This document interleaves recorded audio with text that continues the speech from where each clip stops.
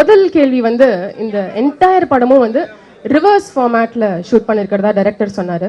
அதாவது முதல்ல படத்துல நாங்க பாக்குறது நீங்க கடைசியா ஷூட் பண்ணிருக்கீங்க, கடைசியா பார்க்க போறது வந்து முதல்ல ஷூட் பண்ணிருக்கீங்க.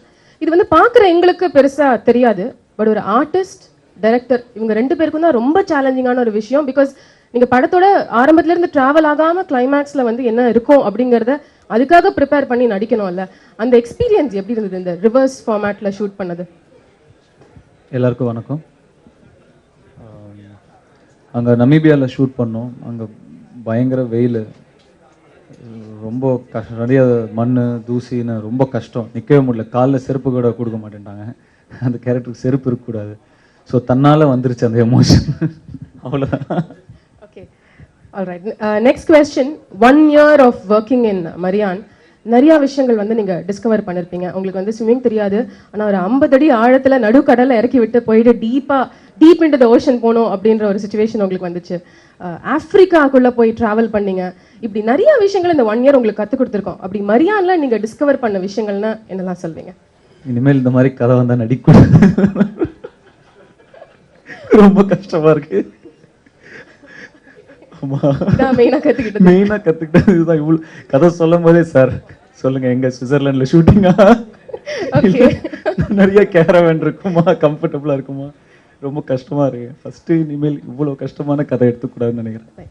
இந்த மாதிரி விஷயங்கள்லாம் உங்களுக்கு எப்படி வருது? ஸ்விம்மிங் தெரியல, ஆனா வந்து டீப் ஓஷனுக்குள்ள போயிட்டு ஒரு ரொம்ப எக்ஸ்பர்ட் மாதிரி வந்து எங்களுக்கு பார்க்க தெரியுது.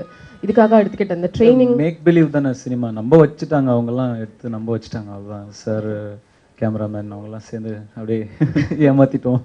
ஒரு இடத்துல வந்து ஒரே பிரெத்தில் போயிட்டு கம்ப்ளீட்டா ஒரு எக்ஸ்பர்ட் பண்ற மாதிரியான விஷயங்களை நீங்க வந்து டீப் இன்சைட் த ஓஷன் பண்ணணும் அப்படிங்கும்போது it was a life or death kind of situation. அதை நீங்க ஹேண்டில் பண்ணீங்க? இல்லை, அவ்வளோ சீன்லாம் லைஃப் ஆர் டெத் எல்லாம் இல்லை. அங்கே இருந்தாங்க, ஸ்கூபா டைவர்ஸ்லாம் இருந்தாங்க, அவங்க ஆக்சிஜன்லாம் வச்சுருந்தாங்க. ஓகே, நம்மளோட கம்ஃபர்ட் ஜோன் இல்லை, அவ்வளோதான். அண்ட் ஆமாம், கொஞ்சம் மூச்சு பிடிக்கிறது கஷ்டம்தான். எனக்கு பேசிக்காகவே என்னால் நல்லா பிரெத் ஹோல்ட் பண்ண முடியும். அதனால ஓகே, கம்ஃபர்டபுளாக இல்லை, பட் அவ்வளோ பெரிய விஷயம்லாம் இல்லை. ரைட். அடுத்த ட்ரெய்லரில் பார்க்கும்போது அந்த சீட்டா பக்கத்தில் ஒரு ஷாட் பார்த்தோம், பயங்கரமா எங்களுக்கே பார்க்கறதுக்கு அப்படி இருந்துச்சு. உங்களுக்கு அதை எப்படி நீங்க செஞ்சீங்க? என்ன நடக்குது அந்த இடத்துல? என்ன பண்ணிட்டாங்க தெரியுமா? உங்களுக்குலாம் சொல்ற கேளுங்க, பயங்கர காமெடியா இருக்கும். அது ஒரு பெரிய கூண்டு ஒன்று கட்டிட்டாங்க. ஏன்னா சீட்டா ஓடிருமா, அதனால அது ஓடிடக்கூடாதுங்கிறதுக்காக சுத்தி ஒரு கூண்டு போட்டாங்க. அதுக்குள்ள என்ன உட்கார வச்சுட்டு ஒன்னு இல்லைங்க 3 சிறுத்தை விட்டாங்க. உள்ள விட்டுட்டு இவங்க கம்பிக்கு வெளியே போய் கேமரா வச்சுட்டாங்க. நான் அப்படியே திரும்பி பாக்குறேன், ரைட் தனுஷ், உன் உயிர் இப்படிதான் போகணும்னா போட்டும் அப்படின்னு செட்டில் ஆயாச்சு. இதுக்கு எல்லாத்துக்கும் மேல பரத் பாலா சார் பயங்கர காமெடி பண்ணாரு. வெளியே இருந்து கத்துறாரு, இன்னும் கொஞ்சம் பயம் இருந்தா அப்படிங்கிறாரு. இதுக்கு மேல இல்ல பயம், லெவலே இல்ல, அவ்வளோ எக்ஸ்ட்ரீம் ஆல்ரெடி இருக்காங்க. அது சுத்திக்கிட்டே இருக்குங்க. அதுக்கு வந்து பின்னாடி ஒரு மரம் இருக்கும் அந்த ஷாட்ல, அதோட நிழல் கீழே விழுது. அந்த நிழலை பார்த்து அது பயப்படுது, அதை பார்த்து நான் பயப்படுறேன். இப்படியே போயிட்டு ஒரு எடுத்தாங்க. அது வந்து ஒரு 1/2 hour 40 minutes கூட எடுக்கலங்க. காலையில ஆரம்பிச்சாங்க, சாயங்காலம் வரைக்கும் எடுத்தாங்க. நான் அப்படியே சூரியனை பார்த்து வேண்ட, தயவு செஞ்சு சீக்கிரம் போயிரு, நீ இவங்க நிறுத்த மாட்டாங்க போலன்னு. ரொம்ப ஒரு காமெடியான இன்சிடென்ட். இப்போ யோசிச்சு பார்த்தா காமெடியா இருக்கு. அப்போ ரொம்ப பீதி கிளம்பிருச்சு. ஐயோ. பட் அது வந்து அப்ப லைஃப் ஆர் டெத் சிச்சுவேஷன் தானா? ஆமாங்க, அது ஐ அம் அக்ரி. You are agreeing? ஆமா ஆமா சார், அவனுக்கு வந்து அது கூண்டுக்குள்ள இருந்துச்சு, எனக்கு அது கூண்டு வெளியே, நான் அது கூண்டுக்குள்ள இருந்தேன். ரெண்டுத்துக்கும் பெரிய டிஃபரன்ஸ் இருக்கு. நெக்ஸ்ட் வந்து சிங் சவுண்ட்ல படத்தை முழுக்க ஷூட் பண்ணிருக்காங்க. டப்பிங்கிற விஷயமே கிடையாது. இது உங்களுக்கு புதுசு இல்லையா? இது வரைக்கும் நீங்க பண்ண படங்கள்ல இருந்து something new. So what were the challenges in sync sound? சேலஞ்சஸே கிடையாது, இது ஈஸி. டப்பிங்கிற விஷயம் டப்பிங் போக வேண்டாம் பெரிய. ஆக்சுவலா நீங்க இப்போ ஒரு படம் நடிக்கும் போது டப்பிங்ல வந்து ஒரு 80% தான் நீங்க அந்த ஒரிஜினல் ஃபீல் கொடுக்க முடியும். சிங் சவுண்ட்னா அப்படியே நம்ம பண்ண எமோஷன் அப்படியே வரும். இது இன்னும் ஈஸி, இன்னும் ரொம்ப சந்தோஷமான விஷயம். ஓகே, இந்த படத்தை நீங்க அக்செப்ட் பண்றதுக்கான ரீசன் என்ன? கதை, ஒன்லி த கதை. ஓகே, எந்த ஒரு ஏதோ படத்தோட ஷூட்டிங்ல வந்து ஒரு சமயத்துல வந்து நீங்க ரியலைஸ் பண்ணீங்களாம், நிச்சயமா இனிமே வந்து நான் டைரக்டர் பரத் பாலாவோட என் லைஃப்ல ஒர்க் பண்ணவே கூடாதுன்னு சொல்லி அது அவரே வர என்கிட்ட சொன்னாரு. அது எதனால, எப்போ? அதான் ரொம்ப கஷ்டம், அவ்வளவுதான். பட் ஆனா அதெல்லாம் இப்போ மறந்து போகுது இல்ல. ட்ரெய்லர் பார்க்கும்போது மறுபடியும் வேலை செய்வோம். அதெல்லாம் அப்போ வேலை செய்யும் போது அப்போ மறுபடியும் சொல்லுவேன், இன்னொரு படம் இவரு கூட நடிக்க கூடாதுன்னு. பட் அந்த ரிசல்ட் பார்த்துட்டு மறுபடியும் நடிப்பேன். அது அப்ப சொல்றது அந்த இதுல அது சும்மா ஒரு சும்மா ஒரு கிண்டல் பண்ண சொன்னது, அதெல்லாம் சீரியஸா எடுத்துக்கினேன். நிறைய டைரக்டர்ஸோட ஒர்க் பண்ணிருக்கீங்க, பாலு மகேந்திரா சாரோடலாம் ஒர்க் பண்ணிருக்கீங்க.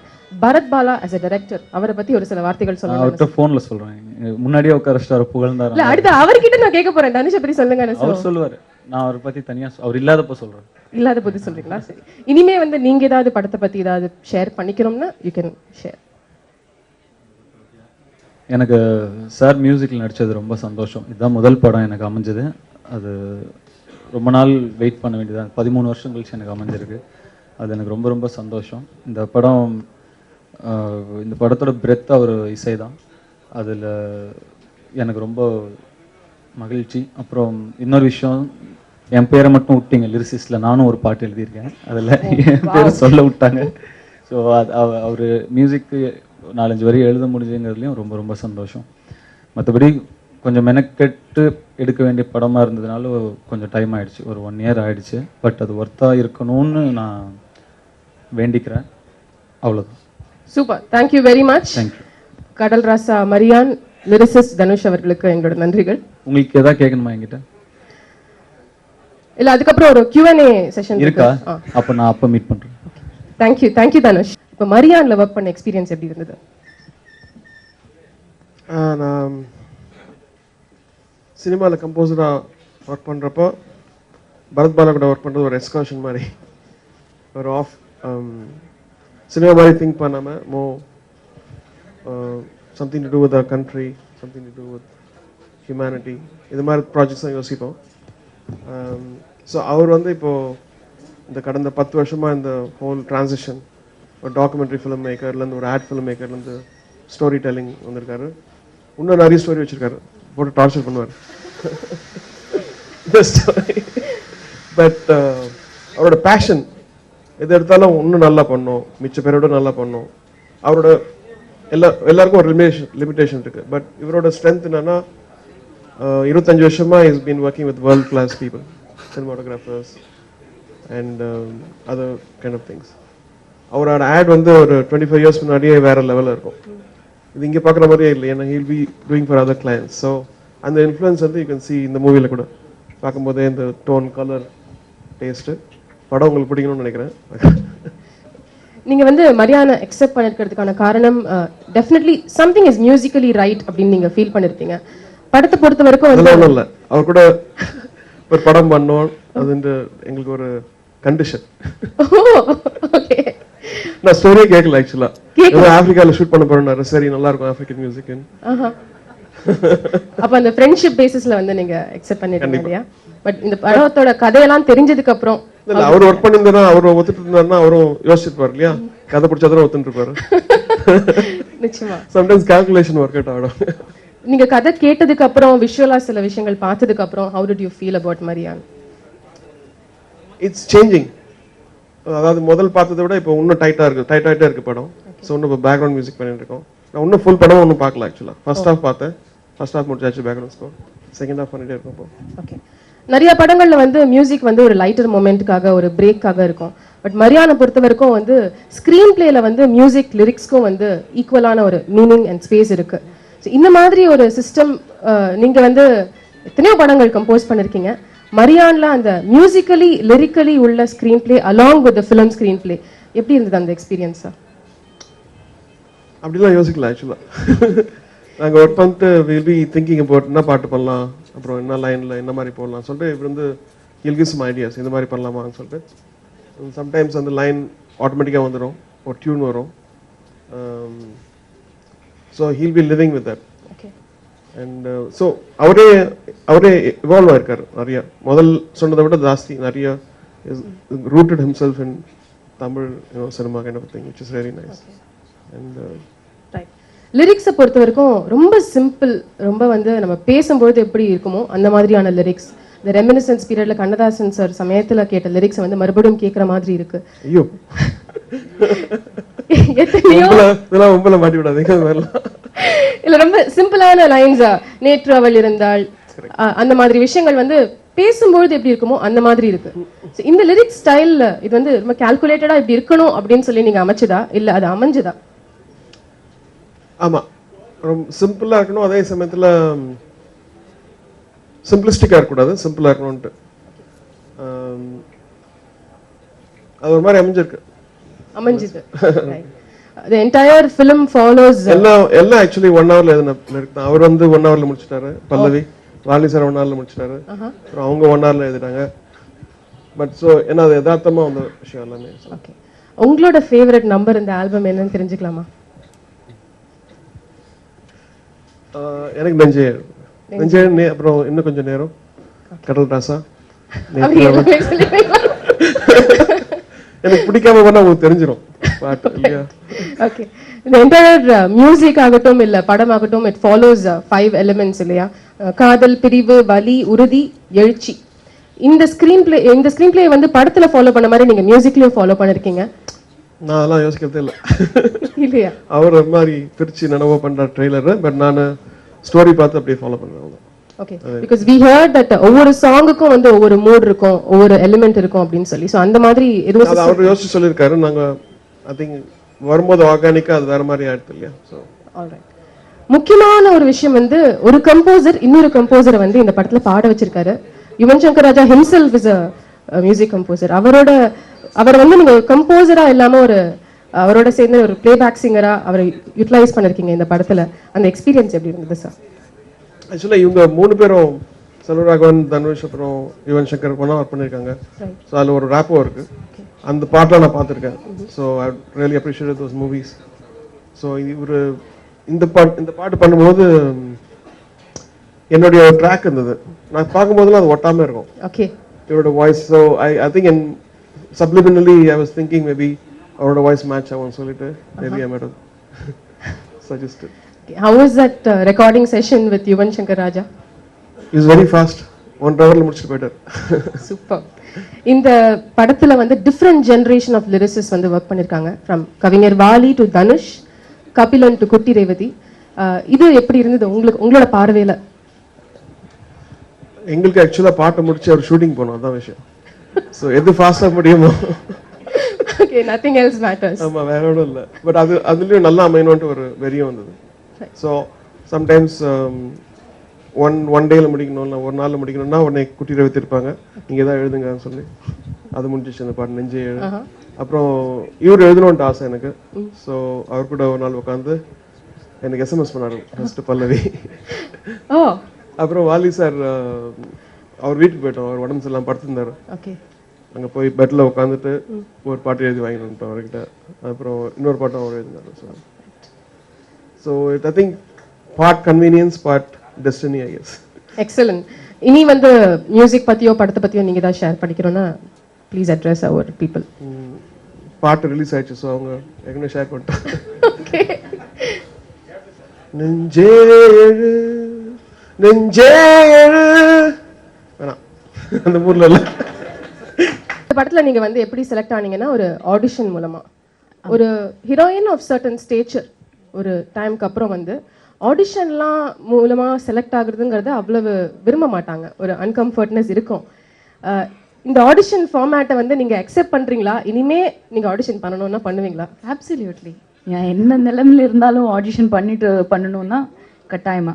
ஏன்னா இங்க வந்து ஒரு பூப்படம் நடிச்சிருக்கேன், அதுல மாரியா என்ன ஆக்செப்ட் பண்ணேன். இந்த ஃபிலிம்ஃபேர் அவார்டு வேற பேரு பெருமை எல்லாம் வந்திருக்கு. அதுக்கப்புறம் ஒரு 3 வருஷம் 4 வருஷத்துக்கு அப்புறம் தான் எனக்கு சென்னையில் ஒரு நாள் அதித்தி கேரக்டர் வந்தது. அதுக்கும் முன்னாடி ஒரு வருஷம் நான் நடிக்கவே இல்லை, வாஸ் அவுட் ஆஃப் ஜாப்.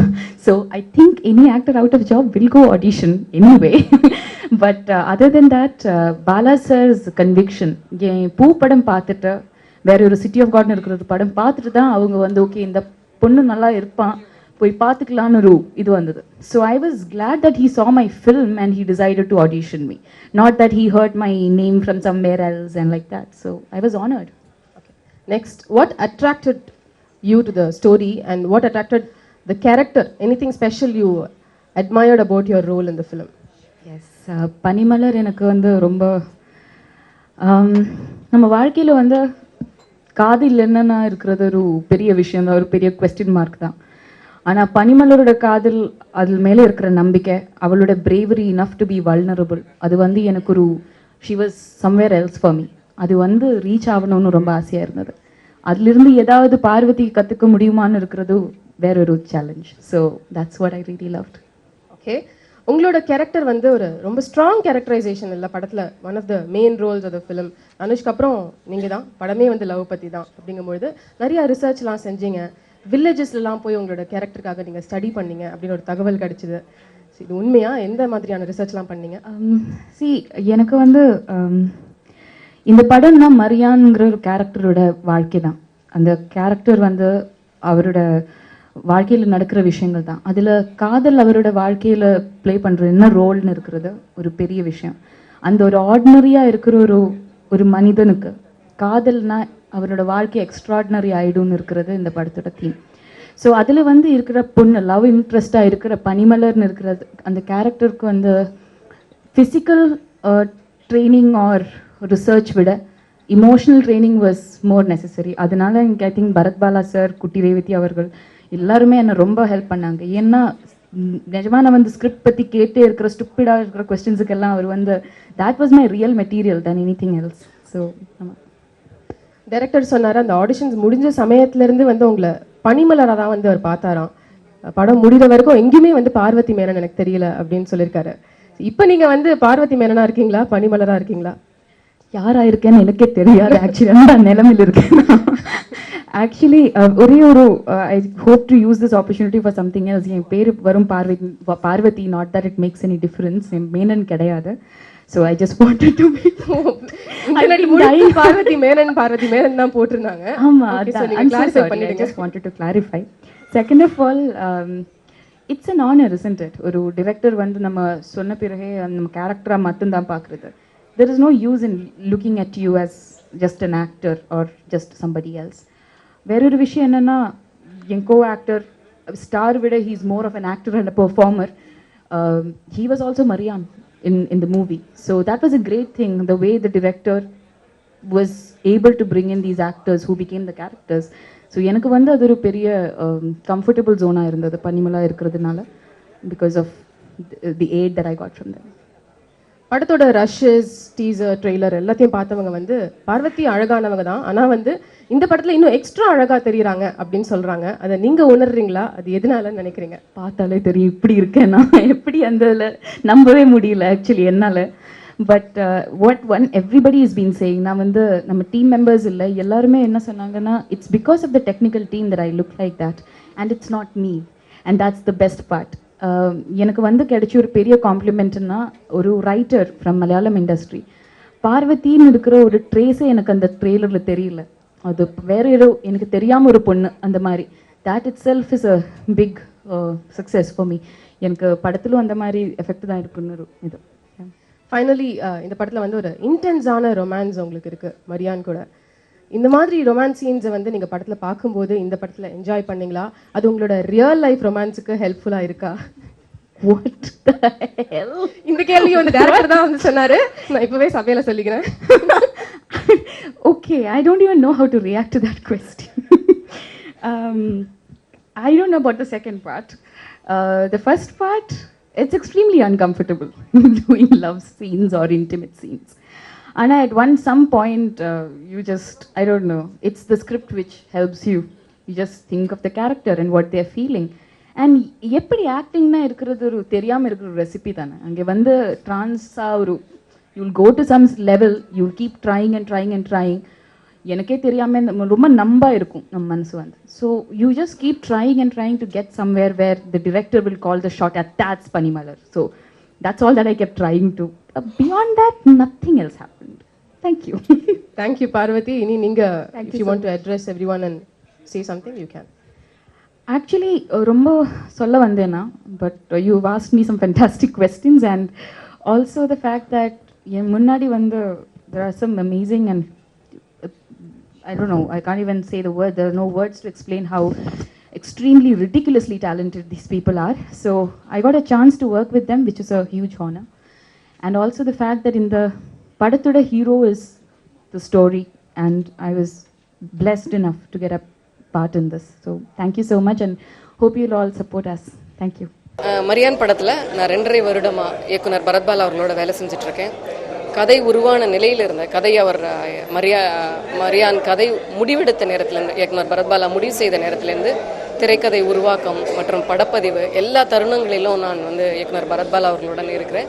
அதுதான் என்னை வந்து இந்த பாடல் எழுதுவதற்கான வாய்ப்பை கொடுத்ததுன்னு நினைக்கிறேன். நான் ஒரு தருணத்தில் குறிப்பாக முழுமையாக அந்த பாடலில் என்ன விதமான உணர்வு தளங்கள் இருக்கோ அதை எழுதுவதற்கு எனக்கு வாய்ப்பை ஏற்படுத்தியதுன்னு நினைக்கிறேன். ஏஆர் ரஹ்மான் அவர்களுடைய பாடல் இசைக்கு வந்து பாடல் எழுதுறதுங்கிறது வந்து ரொம்ப சிரமம் அப்படிங்கிறத வந்து எழுத வாய்ப்பு கிடைச்ச எல்லாருக்கும் தெரியும். பாடுறவங்களுமே சொல்லுவாங்க அது வந்து ஒரு பெரிய பல்கலைக்கழகம் போல இருக்கும்.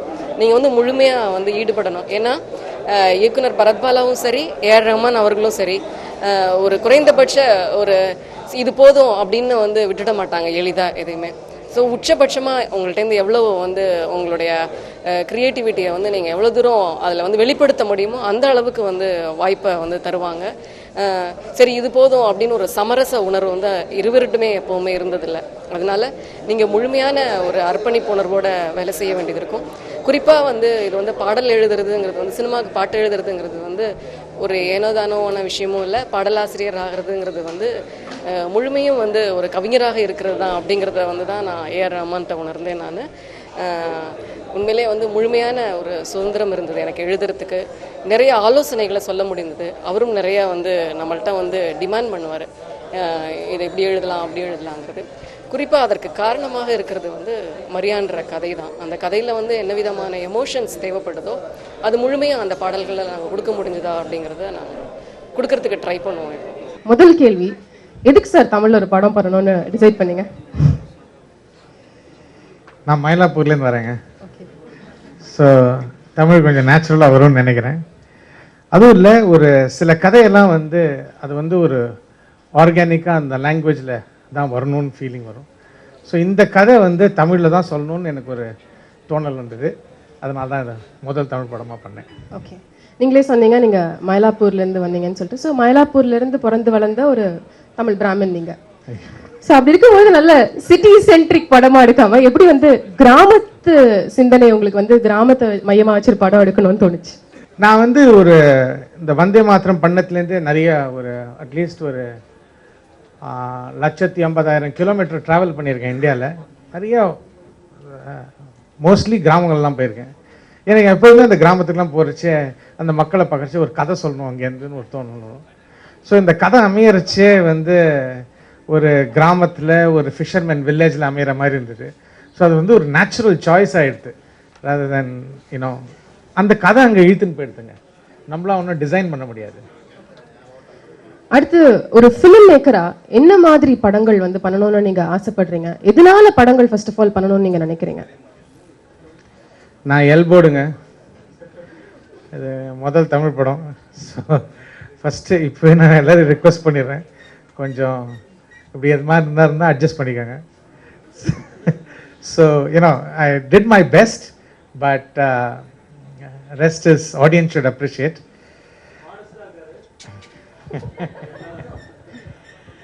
அண்ட் இப்போ எனக்கு வந்து நானே ஒரு அதான் சொன்னேனே, ஆல்ரெடி எல்லாம் நிறச்செல்லாம் ஆயிடுச்சு, வயசாயிடுச்சு ஒரு படம் பண்ணுறதுக்கு. ஸோ எப்போ எனக்கு வந்து ஒரு 10 வருஷமாக ஆச்சு ஒரு கதை பண்ணி ஒரு அட்லீஸ்ட் ஒரு 6 வருஷம் கழிச்சு நான் முதல் படம் ஹிந்தி பண்ணிட்டு ஒரு 2வது படம் 6 வருஷம் 7 வருஷம் கழிச்சு பண்ணுறேன். ஸோ அதனால் நான் வந்து எனக்கு எப்போதுமே சினிமா தான் பண்ணணும் ஆகும்லாம் இல்லை. எப்போ ஒரு கதை தோணி அது வந்து சினிமாவை காட்டணும்னு அந்த ஃபீலிங்கோட பேஷனேட்டோட வந்ததுன்னா அது கட்டாயம் பண்ணிடுவேன். அது வரலையும் சும்மா ஜாலியாக ரஹ்மானோட வேறு ஏதாவது பாட்டு பண்ணிட்டு இருக்கலாம். Okay sir. அண்ட் உங்களோட விஷன், நாங்கள் வந்து இது வரைக்கும் நீங்கள் பண்ண ஒர்க்லாம் பார்க்கும்போது you seem to make the impossible possible.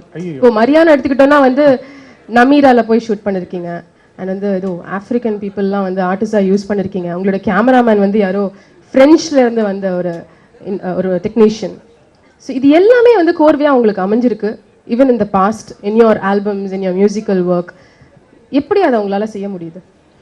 இதுக்கெலாம் நிறைய ஸ்விட்ச் ஆன் இருக்குங்க. இந்த இம்பாசிபிள் பாசிபிள்னீங்களே, ஒருத்தர் இருக்கார் ஃபஸ்ட்டு, அவர் இம்பாசிபிள் பாசிபிள் ஆகிட்டார். அவர் பாட்டு பண்ணுறேன்ட்டார் எனக்கு.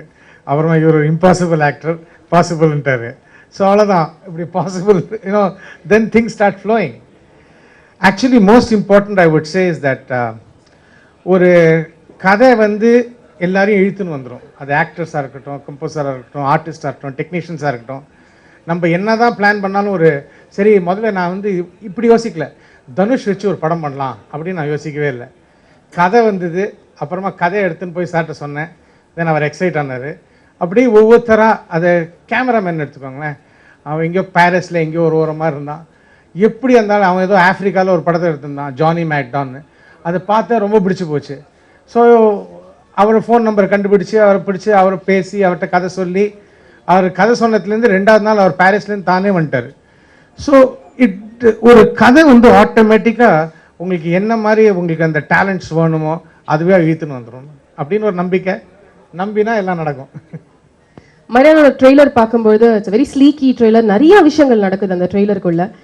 படத்தோட ending since it's romance story, happy எண்டிங்கா சேட் எண்டிங்கா? ஐயோ, அது இப்போ எப்படி சொல்ல முடியுங்க? ஃப்ரீயாகவே கேட்குறீங்க எல்லா கதையும் கேள்வியும். இல்ல கதையெல்லாம் கேட்கல, எண்டிங் வந்து சந்தோஷமா இருக்குமா இல்ல வந்து கொஞ்சம் மனசை வருடுற மாதிரி இருக்குமா? என்னோட பிளட் குரூப் வந்து பி பாசிட்டிவ்ங்க. ஸோ அந்த அவுட்லுக் வச்சுங்கன்னா எல்லாம் பி பாசிட்டிவ், அவ்வளோதான். ஓகே சார், தனுஷ் அண்ட் பார்வதியோட ஒர்க் பண்ண எக்ஸ்பீரியன்ஸ் பத்தி சொல்லுங்க. எல்லாரும் அவங்களாம் என்ன டார்ச்சர்னு இருப்பாங்க, நான் ரிவர்ஸாக என்னன்னு சொல்கிறதுன்னு தெரியல. But I should say one thing first. First of all I have to talk about Dhanush sir. எப்போதுமே ஒரு சீன் எடுக்கிறச்சே வந்து அது வந்து யூஸ்வலாக சீனை பிரேக் பண்ணிடுவாங்க. நாங்கள் ஒரு சீனை வந்து 5 கேமரா ஆங்கிளில் 5த்தையும் ஃபுல்லாக எடுப்போம். ஸோ அது வந்து ஒரு ஆக்டருக்கு ரொம்ப challenging and most difficult thing. மேலேந்து விழணுன்னா ஒரு 100 அடி கீழே அப்படியே உருண்டு விழணுன்னா அதுக்கு ஒரு 3 ஆங்கிள், அந்த பாவம் ஒரு 300 அடி விழணும். ஸோ ஏன்னா இந்த மாதிரி பார்த்தீங்கன்னா we pushed the talent, pushed the actors also. But இதெல்லாம் வந்து பண்ணுறச்சே ஒரு என்ஜாய் பண்ணி தான் பண்ணோம். அதுதான் கொஞ்சம் இப்படி டஃப் கிஃப் இருக்கும்.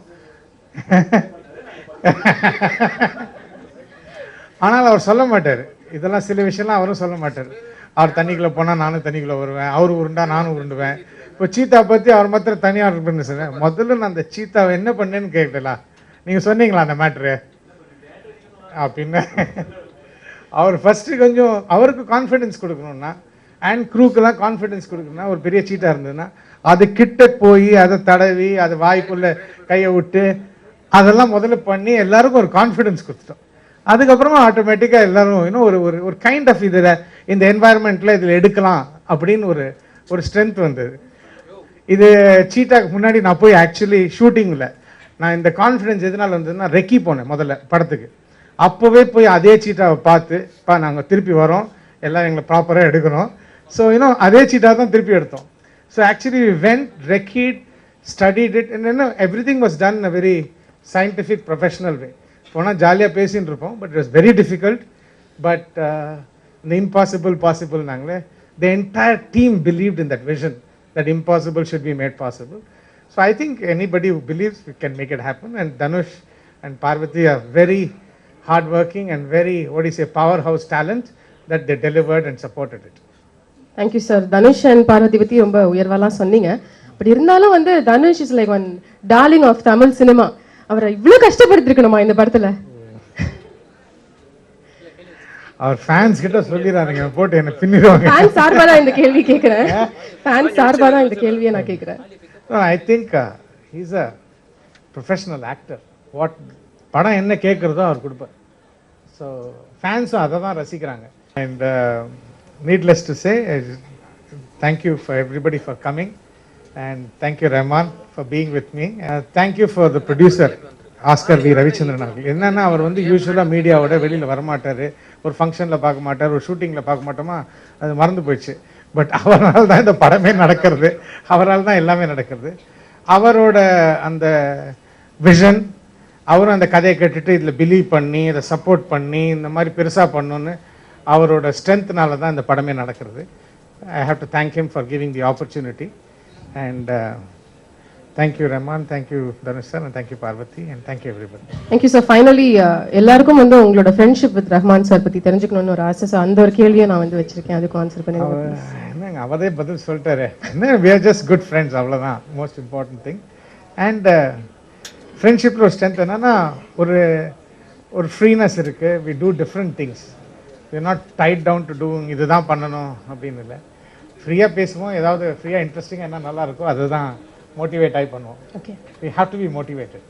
Thank you so much sir. we're aiming for 31st. படம் வந்து இப்போ சார் வந்து ரீரெக்கார்டிங் முடிக்கணும். so we are in the final stages. Rahman sir, my question is to you. Sir, இது வந்து ஒரு தமிழ் படம், இதுல நிறைய தமிழ் மனம் இருக்கு. நீங்க you have been traveling a lot, you have been doing Hollywood movies, Hindi movies and all. So demands ஜாஸ்தி, expectations ஜாஸ்தி, and at the same time Tamil ஆடியன்ஸோட டேஸ்ட் என்ன, அவங்களோட ரசனை என்ன அப்படின்ற ஒரு ட்ராக்கை வந்து வச்சுக்கிட்டே இருக்கணும். So how do you manage this? Despite of the fact you are doing different movies in different genre, in different languages, how you are able to keep a track of this Tamil audience? Chennai திருப்பி வந்து சரவணாபுரம்ல போய் tiffin சாப்பிட்டா சரியாயிடும்.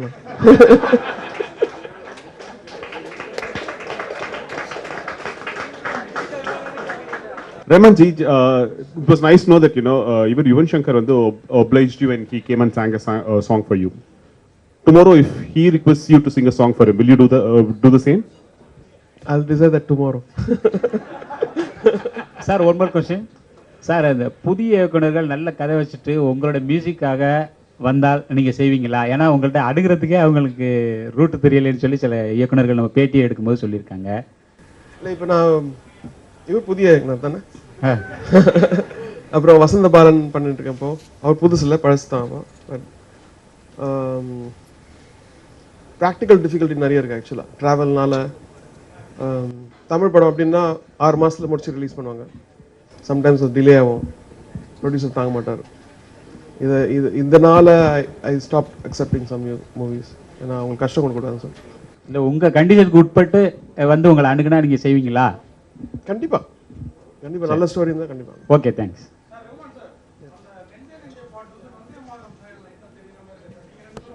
அது இவர் தான் திருப்பி டெசர்ட்ல போய் ஷூட் பண்ணியிருக்காரு. நான் பண்ணும்போது டெசர்ட்டே இல்லை. ரஜினிக்கு நிறைய ஹிட் படம் கொடுத்துருக்கீங்க, நிறைய கொடுத்துருக்கீங்க. முதல் முறையாக அவருக்கு இசையமைக்கீங்க. அவர் நடிப்பை பற்றி, அவர் படத்தை பற்றி எப்படி ஃபீல் பண்ணுங்க? Is amazing actor. ஏற்கனவே நேஷனல் அவார்டு வாங்கிட்டார். அவரை பற்றி நான் சொல்லணும். அண்ட் ராஞ்சனான்னு ஒரு படம் பண்ணிட்டு இருக்காரு. ஸோ ஒரு நார்த் சவுத் ரெண்டும் சேர்த்து தாக்குறாரு. தேங்க்யூ. சோனா பரியாங்கிறது ஒரு எக்ஸ்கிளைமிங்ல சார் அபவுட் பியூட்டி.